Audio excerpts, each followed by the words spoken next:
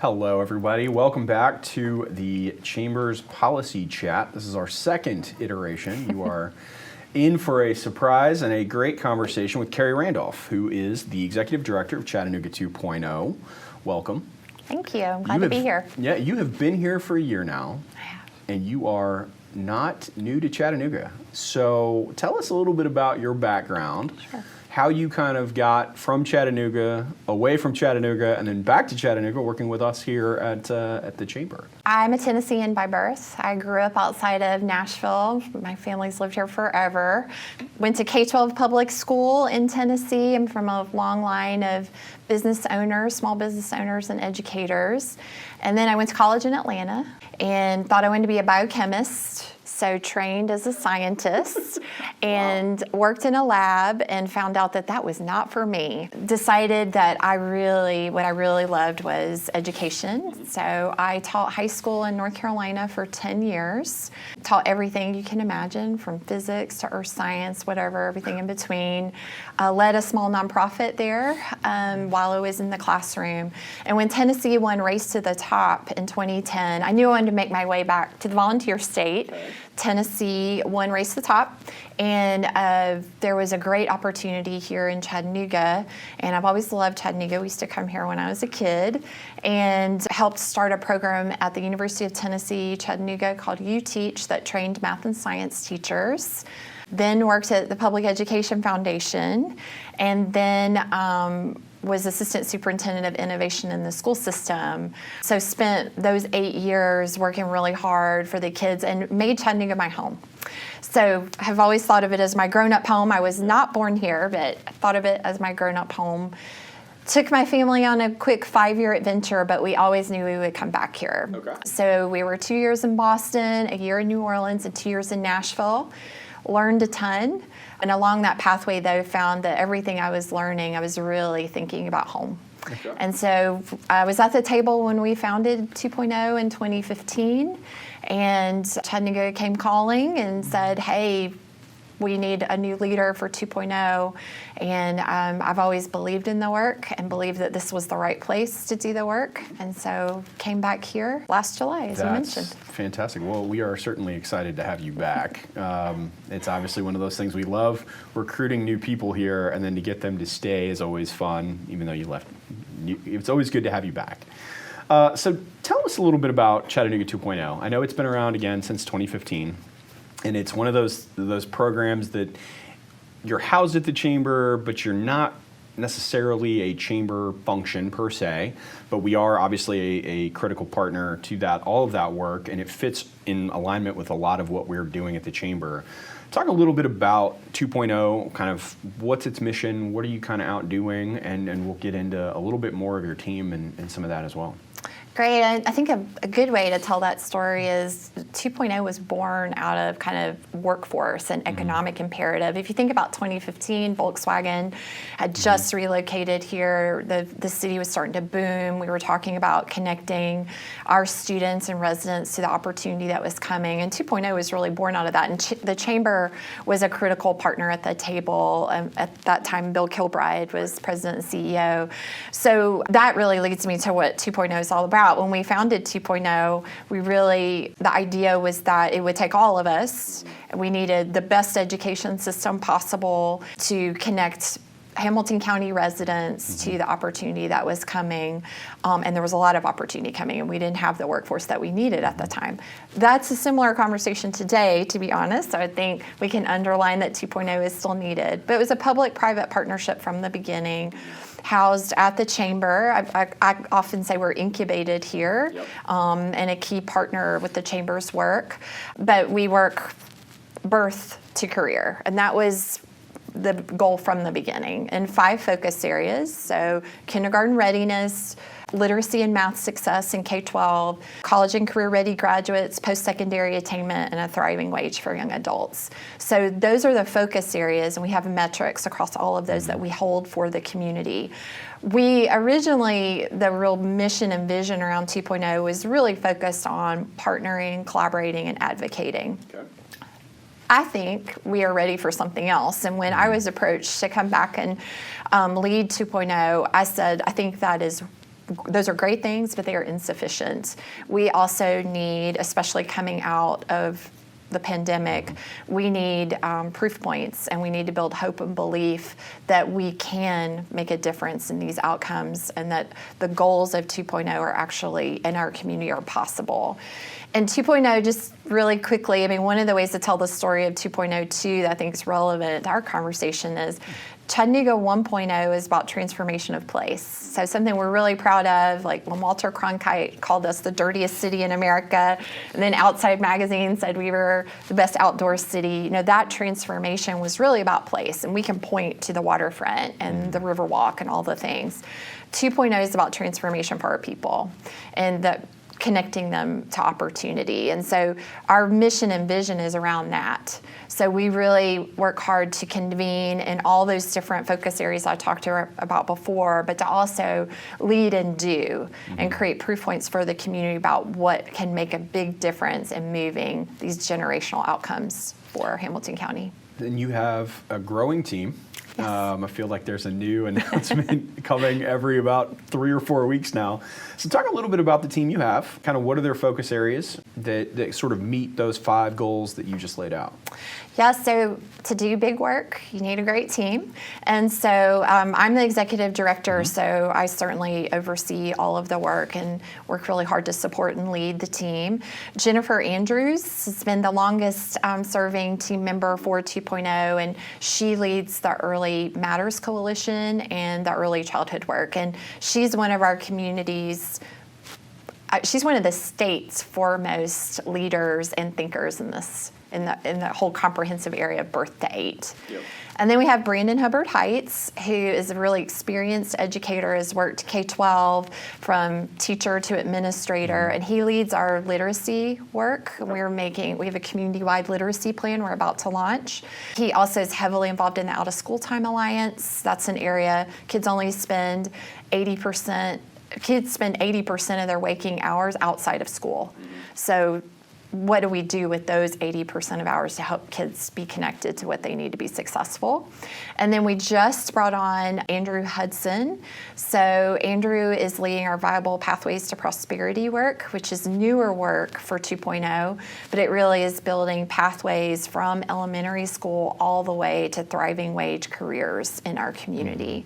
So we're really pleased. I think he's on just finishing his first month on the team.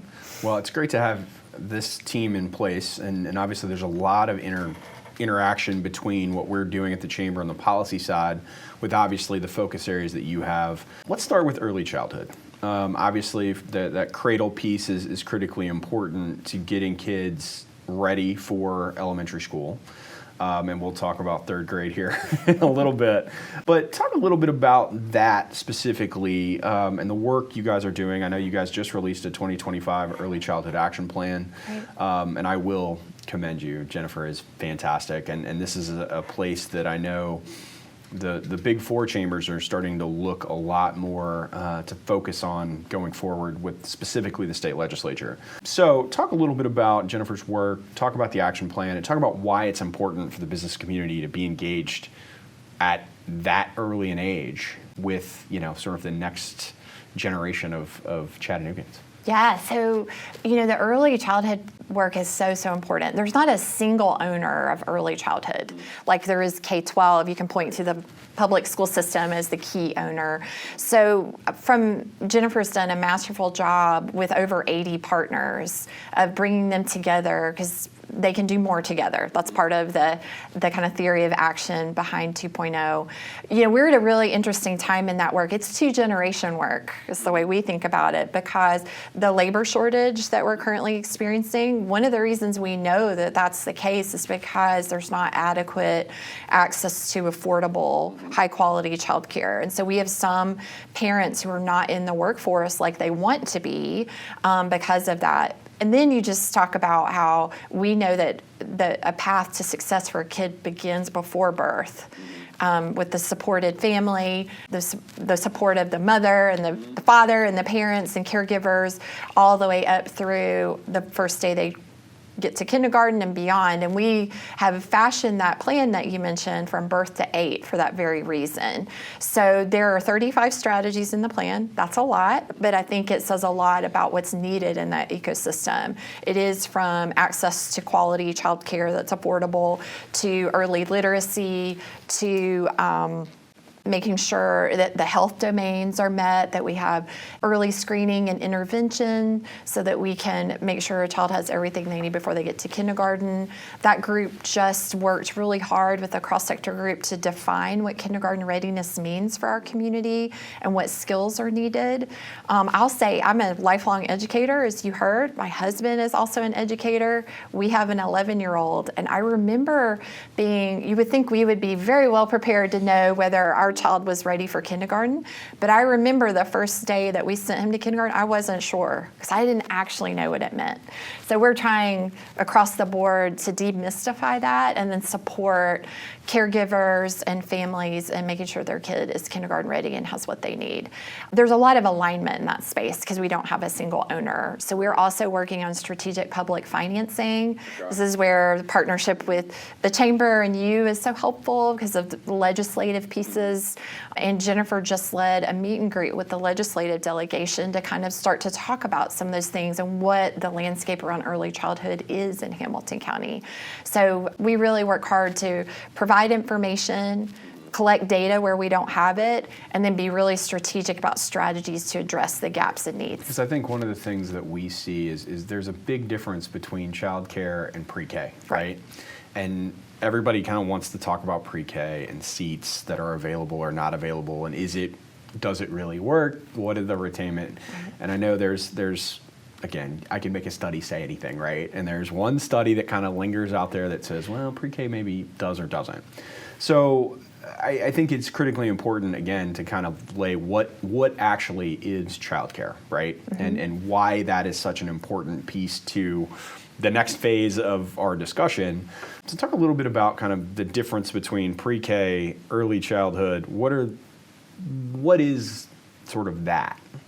Right. For everyone that's kind of following along with this conversation. So pre-K technically is usually relegated to 4-year-olds, so it's the year before kindergarten. Right. We do have the most available seats in pre-K. Head Start has 3-year-old and 4-year-old pre-K.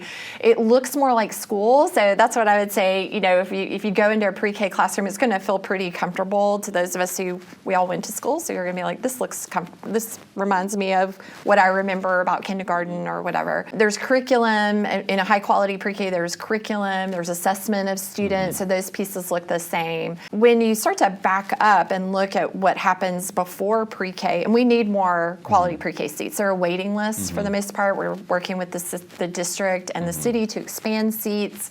There's still a need there. But that looks like a teacher and an assistant with a group of kids. When you start to get lower, obviously with an infant, for example, looks very different, and it's quality care. And you have the limit right now is one professional can only serve 4 infants at a time. And so one of the things that I think is so hard for people to wrap their brain around, and I struggle with this too, is the cost of childcare is very high. And in fact, in many cases, rivals a year of tuition at a 4-year institution. And yet we don't pay our childcare workers a living wage. And so one of our biggest challenges right now, and this is not unique to us or the state or the nation, is workforce for childcare, because the average childcare worker in our community makes $10 to $12 an hour. And that is not a livable wage in our current economy. Right. And so what is hard for all of us to understand is how we can have such a shortage and still not pay a living wage. It doesn't seem to follow like market pressure, right? Yeah. But that is where the legislature started to look at some interventions that would make pre-K and early childhood in particular, because the way a child care center normally works is the pre-K program props up everything else because of the ratios, because staffing is the cost. Right. So when we look at challenges there, it really has to do with this game of raising wages so we can get more workers, higher quality, and keep them. We have a lot of turnover while also meeting the need. We're at about 75% capacity in the city of available seats due to a workforce shortage. In early childhood. And that's one of the things that's a problem around the state, and it's one of the things that I think is what's drawing the chamber world into this space, because again, if we don't have people to watch the kids, we don't really have childcare, really. Well, and I will say too, just to add to that, I think your question about business that I didn't really answer is we're really trying to help business think innovatively. Like there is a lot of innovation going on in this space because of the labor shortage. So we're trying to use that as an opportunity, like, okay, well, let's think differently. What can we do? And I'm finding that business is more engaged in that conversation than ever before because of the pinch. And I think ultimately our community will be better off as those innovations scale. Even when the labor shortage goes away, hopefully one day, we'll be in a better place with higher quality and more available care for families and kids in early childhood. So shifting gears a little bit, we're gonna go to literacy. This has been a topic that has been top of mind for a lot of folks, including the state legislature lately. Last session saw Governor Lee call a special session to tackle literacy specifically, which is, third grade reading attainment is really kind of the focus there. Obviously, Senator Watson's played a big key role in what that's going to look like. So talk a little bit about what the state has done and how 2.0 specifically is kind of tackling literacy through the lens of what the legislature has kind of laid out over the last several years. Yeah, literacy is a very hot topic right now, and rightfully so. We know it's a huge predictor of success. We've been doing some work, which is not quite ready, but really kind of will quantify the cost of illiteracy to our community. So what does it mean if we don't do something? So we'll be excited to share that with the community. But intuitively, we know that to be successful in life and career, you have to be literate. And so the way that the legislature has chose to address that is to look at third grade and the TCAP test, so our statewide assessment that's given to all third graders in public school, and the threshold that they must all be at least proficient or advanced on that third grade test. So that's the benchmark that they've used, and they've tied the retention law that we're all talking about to that particular test. And so there are classes of students that are certain attributes of students that mean they're exempt from the law, but most students are subject to it. And there are a couple ways that a student can be passed on through tutoring, intervention, or summer school. But if you are below proficient, you are at risk of retention now. We have not done that as a state. That was left up to districts and schools in the past. That's the way it's traditionally been done, to hold a student back, but that's kind of been taken away. And so you apply for a waiver, for example, if your student didn't test proficient, or they have to be tutored or go to summer school. And that means that the school system and community are required to offer those as well.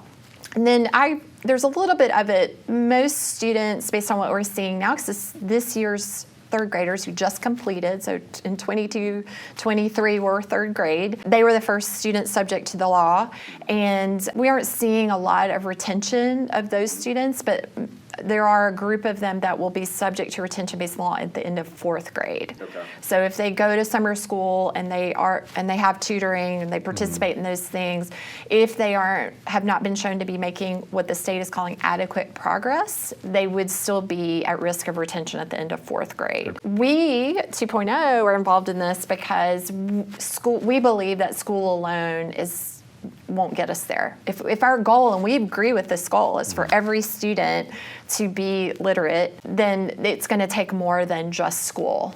And that's back to the birth to kindergarten work, but that's also in working with out of school time and the community, that we all have a part to play if that's what we really want. And we have a plan coming soon that deals with that and puts forth strategies that shows that we can be, I would say, the most literate community in the South if we really want to be. We transformed ourselves from the dirtiest city in America to the best outdoor city. This is a different kind of transformation that's for our kids.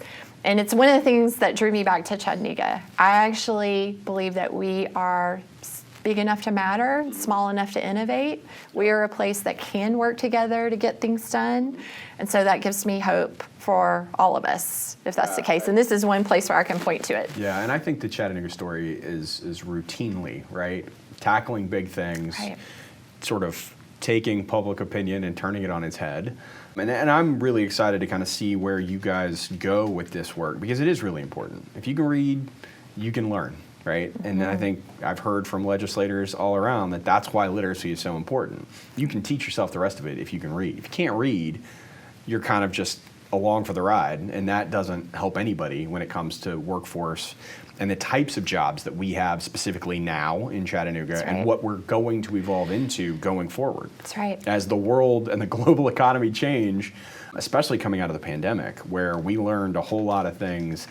I don't think we learned a whole lot of new things, but everything we thought was 5 or 7 years down the line instantly Accelerated. became relevant. So the fires that we had became a lot brighter and a lot hotter than I think we thought we had a lot more runway, put it that way. I think that's right. So as we kind of grow out of the literacy piece, that sort of puts us onto the viable pathways. And how do we get kids from the jobs that we have to the jobs that they're going to have? And I think the thing that we're learning is we're able to recruit talent in Chattanooga, but we can't recruit enough talent to fix the whole of the needs of our employers going forward without being able to retain our own as well. That's a key piece to this whole thing. So talk a little bit about the Viable Pathways work and how that will impact the workforce that we have 5, 10, 20 years down the line. Yeah, this is like the culminating work of everything we've talked about so far for me. And I'm really excited because this is new work for 2.0. The other work I think we've dabbled in over the years, but this is new work. And so we are, with intention, and I think that's the important piece, working to build clear pathways, at least 10 over the next 3 years, that connect students from an early age to a viable pathway that's a career that will be, to your point, waiting for them if they so choose to take that pathway when they graduate from high school. So there's several criteria we have for these pathways. One, if you think about how you decide what you're going to be when you grow up, the number one influencer on you is your family and what you see around you. And so inspiration and exploration of these thriving wage jobs and careers early on is critical. So for example, I'll use an example as I go through the 5 really fast. Sure. One is the one pathway we have stood up already is a line worker pathway. Okay. So these are telecommunications and electrical line workers. These are critical infrastructure for us. They're in high demand. So when we think about that, that tends to run in families. Like line working is not something like a lot of people see people out here, but they don't necessarily think about it. But you see that it runs in families, like a lot of careers. So how do we expose more kids to the opportunity? Well, early on, we have 2 math lessons we've developed where they're calculating the height of a pole, or like, where there's poles, and we start talking about line working as a pathway so they can start to see that. Because line working is not for everybody. Right. But we have to show I don't kids. do heights, so that was Right, never so going to you work would be for me. out, right. That was never going to work for me. But how do we expose kids to what's possible? Because they don't know what they don't know. Right. So we try to be really intentional about that. And then we have we have a climbing camp they can attend. And as they go through, we have more opportunities with mentoring and so forth. It has to be tied to a thriving wage. Okay. Out the gate with a pathway for advancement. So no dead-end jobs, even if they're a thriving wage. So line working is 60 to 80 out of the gate, but there's opportunities to advance. You can go into you can become an inside wireman, electrician, and other things. So we can explain that to a kid and family from day one. You have business partner at the table. So EPB and TVA are both funders and partners in that pathway. They've agreed to interview every kid who comes through. Oh, wow. And they help with mentoring them along the way. We also have the post-secondary path all worked wiped out, and we Okay. remove all barriers. So Okay. in this case, our partner is the Southeast Lineman Training Center in Trenton. Okay. The students have a full ride if they need it to complete that 10 to 15 week program. They come out ready to make that wage I mentioned before, that 60 to 80. But we also have funds if needed for housing, transportation. So we try to remove all barriers so that we're connecting kids to these pathways and then making sure they have what they need to get to and through. So a lot on opportunity and access. That's great. That's really important too. You know, one of the things that I think that we have heard for years now is the drumbeat of you have to go to a 4-year university or college. And in the last, I would say 4 or 5 years, you know, you've seen that trend of, well, not every kid needs to go to a 4-year. So how do we make some of these opportunities easier to attain? How do you keep that balance though, right? Because I feel like what we see in education, what we see in sort of the story that government and your community tells is, well, it's either all or it's the other, right? It's this massive pendulum of, so how do you get that balance of taking the stigma off of the 4-year, that's the only way you're going to be successful? Because believe me, I know a lot of people that got a 4-year degree that don't really amount to functional jobs outside of teaching at a college somewhere, right? Those are the horror stories you hear, and they're racked with thousands and thousands of dollars of debt and have no meaningful way to make that work, to getting kids that don't necessarily need to go to a 4-year out of high school, giving them that ability to get a 2-year, get some sort of a designation or a degree or a certificate, and then having them build that onto eventually receiving a 4-year degree, to the ones that don't necessarily need them, and they can make plenty of money and have a very successful life and a family that don't necessarily need a high school degree. How do we manage, I guess, either the messaging or I guess more preventing that pendulum swing of everybody has to go to this route, or nobody needs a 4-year degree anymore, you need to go here? Because that sets up a whole other issue of the amount of money we spend on 4-year degrees is pretty crazy if no one's going to end up going there because we've completely changed the narrative, right? How do we balance all of these conflicting messages to parents and to kids that it's kind of there's no one size fits all. Yeah, I mean, this is such a good question. I spent a lot of time thinking about it. I mean, I'm a Gen Xer, and look, like a college degree was a guarantee for my generation. It isn't that anymore. I'm not sure it was for my generation, as that honestly. Weird Gen Y, baby boomer, or not that's baby boomer, what are they called? Millennial, 81. Right. So I'm kind of in that weird bubble of we had the best and worst of both worlds in a weird way. But for me, 4-year degree, that was what was expected. Right. And K-12 went down that path. I mean, we have to admit that we, and here was no different, that was the path we went. And I think that had really good intention. What absolutely. I don't think it was about is that every kid had to go to college, but we wanted every kid to be able to, and that turned into every kid on a college path. So you're right. Now we're having this conversation around, and look, I've worked in higher ed. I worked at several higher ed institutions. They've got to get with this ball game too, so I will say. But really, to me, this goes back to pathways. So it's really an individualized pathway for every kid. So, and there's lots of options now. And this is the thing that's so exciting about now. And this is why the viable pathways is even more possible than ever. So my grandfather was a machinist and a welder. He grew up with very poor and a kind of subsistence farming situation in northern Middle Tennessee. Went to Detroit for 2 years, was an apprentice at Ford. He came back, he had effectively moved our family into the middle class. So what does that look like now with the debt ratio thing with college degrees? Well, one, we work really hard to be data driven. Like the anecdote can win the day here if we're not careful, where so-and-so is like, well, my neighbor didn't go to college, and so we have to be making sure we're making decisions based on the data. And the data right now says that in Tennessee and Hamilton County, you will have a higher earning potential if you have a 2-year degree or a 4-year degree. That's in the aggregate, right? And that probably makes sense to everyone, that's in the aggregate. What we're trying to dig into is, what are those pathways, though? When does a degree matter? What kind of degrees matter? And what are those jobs in our community? So that's why this intentional pathway building becomes so important. So that, because the other really important piece is educating families and kids. It's like back to me and like how do you decide what you want to be when you grow up? Well, you look around and, if you don't have good information or you don't have a good school counselor or college and career advisor, you're just like getting information from your friends and from your family. So how do we make sure kids and families have access to good information about the jobs that are here, coming, and how you get connected to those career pathways?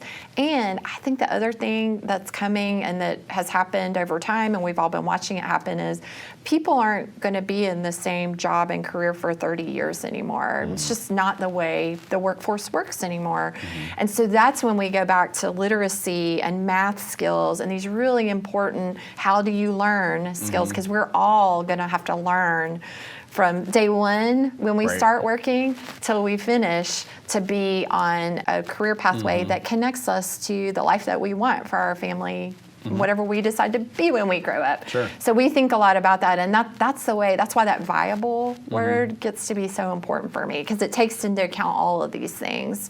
Because there are places where college degrees matter and will continue to matter. Absolutely. But there are places where we can do learn and earn models like apprenticeships, and we're helping lead that work in innovative ways for the community. So to me, it's about what is the ultimate goal and what are the paths to get there. There are often more than one path. So you could be an apprentice, you could get a college degree, and how do we help families and kids make informed decisions about what's the right pathway for them and their situation? I think the communities that figure that out are going to be positioned for the future, and those who don't are going to be in trouble. So it's my work every day to make sure we're ready for that. Right. In partnership with our higher ed institutions, they're at the table, the school system, business. So we're all working together on that one. Well, I will say that it is encouraging to hear, because that is what we at the Chamber are doing every day, and I'm so glad that this partnership exists and that we're all working kind of in the same boat. And again, your team's fantastic to work with, as we're kind of all trying to help move the same way and make Chattanooga the greatest place that it can be. And I think the sky's the limit. I mean, I think we've seen, I've been here for 4 years at the end of this month, and it has been an amazing place to live. And I certainly do my part to certainly help make it, again, the greatest place to live, work, and to grow a family. So what's something that I didn't ask that you want our viewers and listeners to know about 2.0? And then we'll wrap up with one more question after that. We are working really hard to build with and not for. So all of the work that I'm talking about, we aren't saying that we have all the answers, but we are committed to is to have purposeful, intentional action to take a look at what's working, get rid of what's not, and bring stakeholders to the table to do that with us. I think it's really important for people to know that we really are committed to student voice, parent voice, community voice, and we're building those structures right now. That's not something I think that has been a strength in the past necessarily. I think it's kind of ebbed and flowed a little bit, so we really are committed to that. So doing with, not for, is so important, because this is our community's work. It's not Chattanooga 2.0's work. Right. Awesome. Well, as we wrap up, I usually like to end with the same question of everybody that we've talked to, both Chamber Chats and Policy Chats, and you're number 2 on the Policy Chat side. What is a book that you've either read recently or have read that you would recommend for our audience to take a look at? Yeah, this is such a good question. I am a reader. I always have one fiction and nonfiction book going at any given time. Right now I'm reading Barbara Kingsolver I'm reading The Lacuna, which is a book of hers I'd missed on the novel side. But I'm reading a book right now that I'm only partially through, but it comes to mind for me. It's called Charleston, and it's by Susan Crawford, who some people may remember wrote a book called Fiber a few years ago that Chattanooga was prominently featured in. And so Susan came to town, and she's a wonderful, really thoughtful, smart person. Well, she's written this book called Charleston that's really about public-private partnership in the age of climate change and all of the change that's happening in the world around us. Yep. And the reason it's so cool that she's focused on one place, which is Charleston, is she's trying to, I think, draw a line between so a city like Charleston goes and the public-private partnership, so the South will go, so the country will go. Yep. And that sounds like it might be really depressing because Charleston has a lot of problems right now. I mean, every time it rains or we have a really high tide, the city floods. I mean, it just does. Yep. But it's a hopeful book about what's possible. And so it reminds me of the work that we're trying to do to work together, and that the South, we can figure these things out together, and it's our people that's our greatest asset. So I would recommend it. I'm not all the way through. Okay. So. All right. Fair enough. But Well, it's hey, been a great read so far. I'm certainly always interested in kind of picking up stuff that I wouldn't normally go to. So thank you for that. Yeah. And thank you for your time. And for all of the work that you're doing. It's so critically important. And it's really the sort of baseline that we all are working off of as we're trying to make Chattanooga climb higher, and all of the policy stuff that we're working on. So again, we're grateful for your partnership. I appreciate your willingness to have this conversation with us, and look forward to, again, more conversations going forward. So is there where can people learn more about the work that you're doing? Yeah, so CHATT2.org. We are revamping the website, but there's a lot already there, but keep going back to it. We have a newsletter they can sign up for that comes out once a month that updates both on the work we're doing, but also what's happening, ecosystem. So feel free to reach out, Keri, Keri, at chat2.org. It takes all of us. And want to echo the gratitude. Thanks for having me, and thanks for all that you do, and the whole chamber team in supporting our work. Well, thank you for listening. This is our second Policy Chat of many, and we look forward to many more of these conversations. If there's anything that the chamber can do, please let us know. You can get a hold of me at jgrainert@chattanoogachamber.com. Thanks for listening.